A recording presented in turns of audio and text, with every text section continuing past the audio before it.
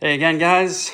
Gonna continue on with my little quick short video build series on the R7 swapped Grom. Two things I want to go over here is the exhaust and the radiator setup. So the stock exhaust I did not get with the bike, so I can't attest to how that would fit or how you would make it work. You wouldn't need a tune, but there is a big, it's just a big case that sits at the back, and it doesn't sound great and it doesn't look great. So you can opt to go with the fancy exhaust system, Leo Vinci, Akpovic, SC Project. If you want to do that, go for it. For me, I did not know if I needed to modify this, and if I did, I didn't want to spend over $1,000 on something that was going to get cut up and modified anyway. So this is just I think this is a $200 exhaust system off eBay, and the welds don't look horrible and it fits great. It doesn't leak. The only thing that I would like to change on this is to put a quieter muffler on it. And I know a lot of people say, like, get an Acra, get a Arrow, maybe an Arrow would fit, but get this, that, and the third. And it's just, the problem is I just do not have the space without modifying it. This is just super clean. It worked out super well. I've got enough space between the swing arm and the actual muffler that I really don't want to mess with it, because in the end, it's kind of good the way it is. Yep, I gotta wear earplugs and it's super loud, but it sounds super good. And I wear earplugs all the time, so it's not that big of a deal. So that's the exhaust. Another thing with the exhaust, obviously it is catless, so two-wheel dyno works. Sent my ECU out to them, got it tuned, so it's all tuned for it. And there's really nothing else I have to worry about. It doesn't rattle either. It doesn't have any exhaust leaks. The eBay stuff is not horrible, guys. So the radiator. The radiator, I'm not sure what year, and they might all be the same, honestly, but this is a CBR 300 radiator.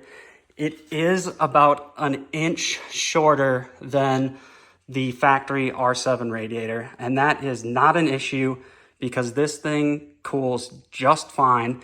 You do lose some volume, but as long as you're not sitting in traffic, like really hot traffic for an extremely long time, just idling, this does not get hot. 170, 180 is what it runs when you're cruising.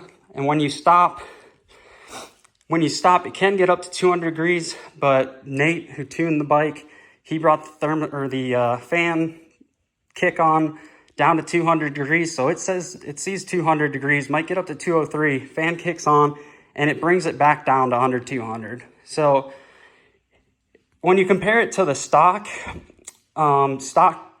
setup on the ECU for when the fan comes on, fan doesn't come on until 220 degrees on these bikes. And I thought that was super bad. And funny enough, before I even did this, I had been on some of the R7 pages, and people had been asking, like, hey, when does the fan kick on? Because it's like 200 degrees, 220. I was thinking, man, they're going to have problems. Well, at least I'm getting it tuned. But that's just the way they are. So the way Nate tuned it, it comes on at 200. It stays below, if not in traffic, at 200. And that is perfectly fine, perfect normal operating temperatures for the R7 engine. Now, for mounting this, I actually used all of the tabs on the CBR 300 radiator.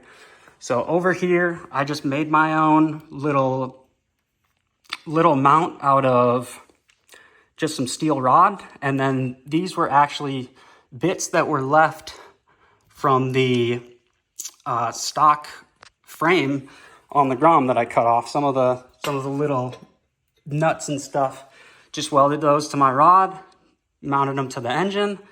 Super stable, not going anywhere. I'll go to the other side and show you. On the top, it's the same deal. One bolt, it's bolted straight to the front side of the stock frame support. And then on the bottom, the CBR 300 radiator mount with that same nut that's welded to a little piece of plate, and then my rod, and then I use the location for the radiator flow or overflow canister. So that's the radiator, how to mount it, what I used.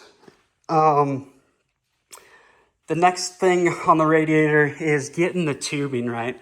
So this is a little funky looking, but since this outlet is pretty much at or below where the radiator fills, I wanted to make sure I had a way to burp the system. So I put in a couple bends. I think this is, 390s, and then it necks down from 1 inch to 3/4. Used heat shrink hose clamps, so at least that part is clean. This maybe not so much, but that was my only way of getting up and around and straight into the CBR spout. So this up top is just one of those like inline radiators. You can put a temp gauge there. I used it as a burp port or just a fill port. So I fill up the radiator on that side, and then I top it off over here. Let the bike warm up, top it off some more, and then cap it. Then the system pressurizes itself and it's good to go. You don't have any air in the system. And then obviously utilizing the stock overflow tank. That I might do like a little cover on that, but as far as like, that's what it looks like on the NT07, the R7. It looks fine, functions fine. And yeah, that's the exhaust and the radiator setup. I'm sorry, one more thing. I will go over the fan setup. So you can do your own little fan. Like on the 500, I did like a little 12-volt fan in front and it pushes air across. On this, I got super, I'm gonna say lucky, and kind of just worked out this way, but I was able to get a factory CBR 300 fan in there. It's a little, if I could get it to focus a little bit, it's a little close to the exhaust, but it does not rub on the exhaust, doesn't burn or anything, and it functions great. 200 kicks on, brings it back down.